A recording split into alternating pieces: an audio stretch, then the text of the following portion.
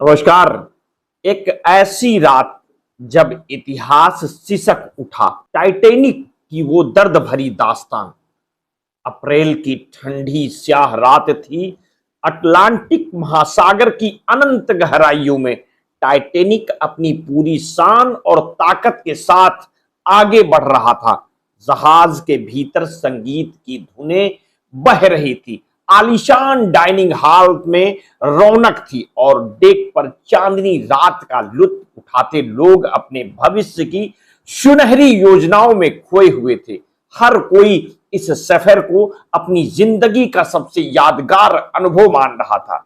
आखिरकार ये कोई साधारण जहाज नहीं था, ये था टाइटैनिक, वो जहाज जिसे कभी ना डूबने वाला माना गया था।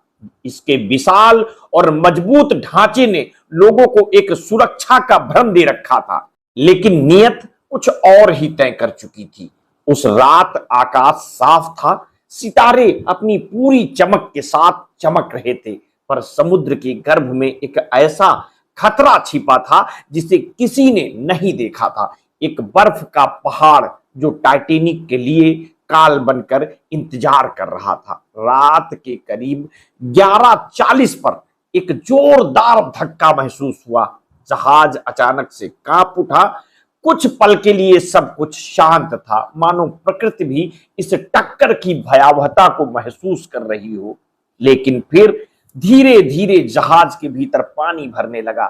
जिन आलीशान कमरों में थोड़ी देर पहले तक ठहाके गूंज रहे थे, वहां अब डर और चीखों का साम्राज्य फैलने लगा था।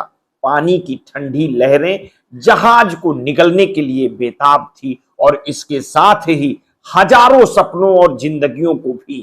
कप्तान के पास समय कम था और उम्मीदें टूटने लगी थी। जिस जहाज पर कभी ना डूबने का विश्वास था, वह अब मौत का पैगाम बन चुका था। हर तरफ अफरा तफरी मची हुई थी। लोग अपनी जान बचाने के लिए एक दूसरे से संघर्ष कर रहे थे, लेकिन टाइटैनिक पर इतनी लाइफ बोट्स नहीं थी कि सभी को बचाया जा सके। जिनके पास भाग्य था वे बच निकले, लेकिन बाकी लोग समुद्र की ठंडी गोद में समा गए। सिर्फ 3 घंटे के भीतर टाइटैनिक एक दर्दनाक यादगार बनकर अटलांटिक की गहराइयों में विलीन हो गया। उसके साथ डूब गए हजारों लोगों के सपने, उनके परिवार और वो गर्व जो इस जहाज के साथ जुड़ा था। आज 112 साल बाद भी टाइटैनिक की यह रात हमें सिखाती है, कितनी भी तकनीक उन्नत हो, कितनी भी योजनाएं मजबूत हो, प्रकृति के आगे इंसान की सीमाएं हमेशा नन्ही और असहाय होती हैं। यह एक ऐसी कहानी है जो कभी नहीं मरती, जो हर दिल को छू जाती है और जिसने दुनिया को हमेशा के लिए बदल दिया। जानिए उस दिन कब, कहां, कैसे हुई थी इतनी बड़ी घटना। नमस्कार, मैं हूं रंजीत कुमार।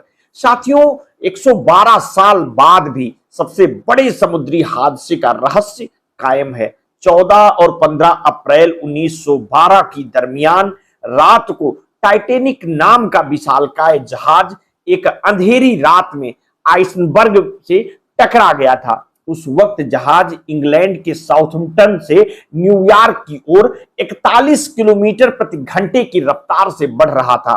अधिकांश यात्री नींद में थे और जब यह टक्कर हुई और उसके बाद सिर्फ 3 घंटे के भीतर यह कभी ना डूबने वाला जहाज अटलांटिक महासागर की गहराइयों में समा गया। इस हादसे में करीब 1500 लोग मारे गए और आज भी इसे दुनिया के सबसे बड़े समुद्री हादसों में से एक माना जाता है। 1985 में टाइटैनिक के मलबे की खोज हुई, जो कनाडा से करीब 650 किलोमीटर दूर 3843 मीटर की गहराई में मिला। टक्कर की वजह से जहाज के 2 हिस्से में हो गया था और दोनों हिस्से एक दूसरे से 800 मीटर की दूरी पर पाए गए।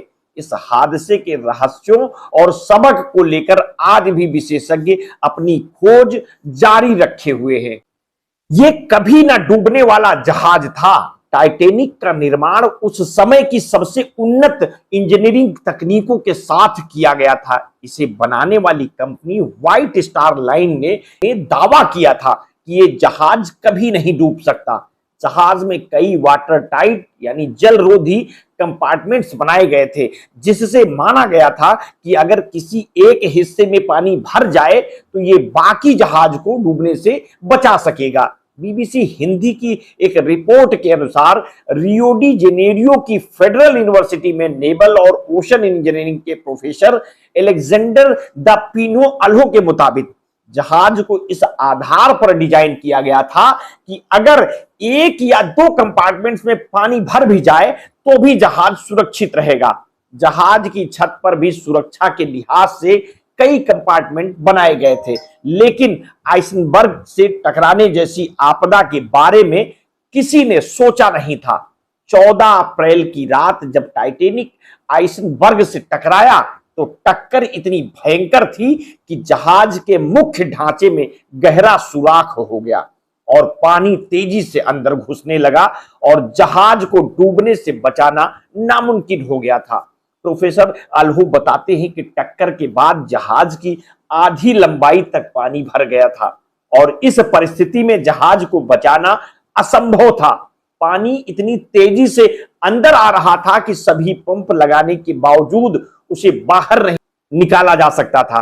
विशेषज्ञों का मानना है कि आइसबर्ग से टकराने के बावजूद टाइटैनिक के वाटर टाइट कंपार्टमेंट्स को बंद करने की प्रणाली भी पूरी तरह से प्रभावी नहीं थी।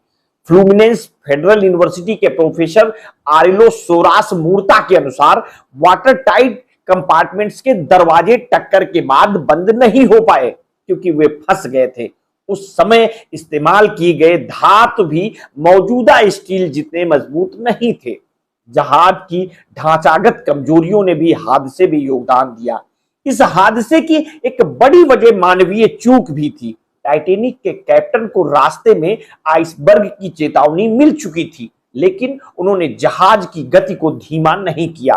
विशेषज्ञों का मानना है कि कैप्टन पर तेजी से यात्रा पूरी करने का दबाव था ताकि टाइटैनिक को ब्लू रिबन का सम्मान मिल सके। यह सम्मान अटलांटिका महासागर को सबसे तेज गति से पार करने वाले जहाज को दिया जाता है और टाइटैनिक को इस खिताब का प्रमुख दावेदार माना जा रहा था।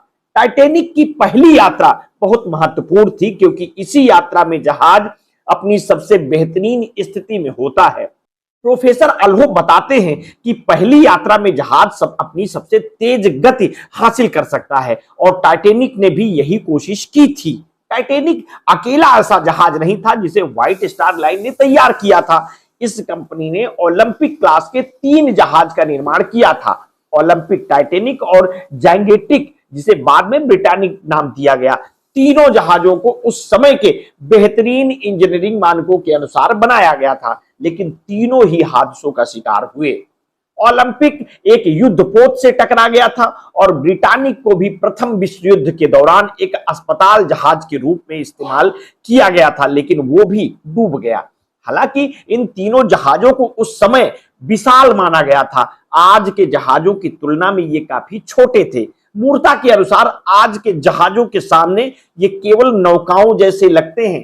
टाइटैनिक की लंबाई 269 मीटर थी, जबकि आज के सबसे बड़े क्रूज जहाज वंडर ऑफ द सी की लंबाई 362 मीटर है और यह 7000 से अधिक यात्रियों को ले जा सकता है। टाइटैनिक हादसे के बाद समुद्री यात्रा में सुरक्षा उपायों पर जोर दिया गया।